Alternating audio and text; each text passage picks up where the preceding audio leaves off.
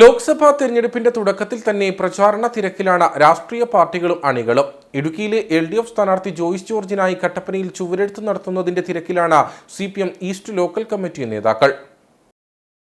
ഇടുക്കിയിൽ LDF സ്ഥാനാർത്ഥിയായി advocate Joyce ജോർജിനെ പ്രഖ്യാപിച്ചതു മുതൽ ശക്തമായ പ്രചരണമാണ് ഇടതുപക്ഷം നടത്തുന്നത്.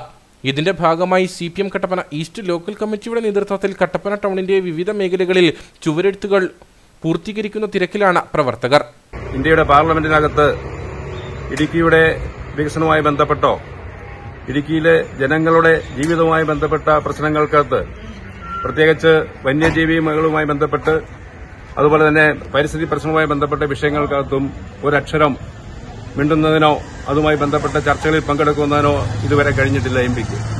അതുമാത്രമല്ല, നമ്മുടെ കേരളത്തിലെ ആകെ ജനങ്ങളെ ദ്രോഹിക്കുന്ന BJPയുടെ കേന്ദ്രഭരണം നമുക്ക് അർഹതപ്പെട്ട വിഹിതം നിഷേധിക്കുന്ന, അത് ആരുടെയും ഔദാര്യമല്ല, കേരള ജനതയുടെ അവകാശം, നമുക്ക് അർഹതപ്പെട്ട GST വിഹിതമടക്കം നിഷേധിക്കുന്ന കേന്ദ്ര ഗവൺമെന്റിനെതിരെ ഈ മണ്ഡലത്തിലെ പ്രതിനിധി മാത്രമല്ല UDFന്റെ പ്രതിനിധികളായിട്ടുള്ള 18 പേരും നാളെ ഇന്ന് വരെ കമാ എന്നൊരക്ഷരം ഇന്ത്യൻ പാർലമെന്റിനകത്ത് മിണ്ടുന്നത് സംസാരിക്കുന്നതിനോ അതുപോലെ തന്നെ ധനകാര്യ വകുപ്പ് മന്ത്രിയുടെ അടുത്ത് ചർച്ച ചെയ്യുന്നതിനോ ഒന്നും തയ്യാറാകിയിട്ടില്ല.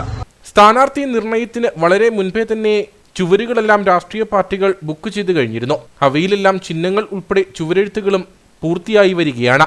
സ്ഥാനാർത്ഥി കൂടി എത്തിയ ശേഷം പ്രചരണം കൊഴുപ്പിക്കാനുള്ള ഒരുക്കത്തിലാണ് ഇടതുപക്ഷം.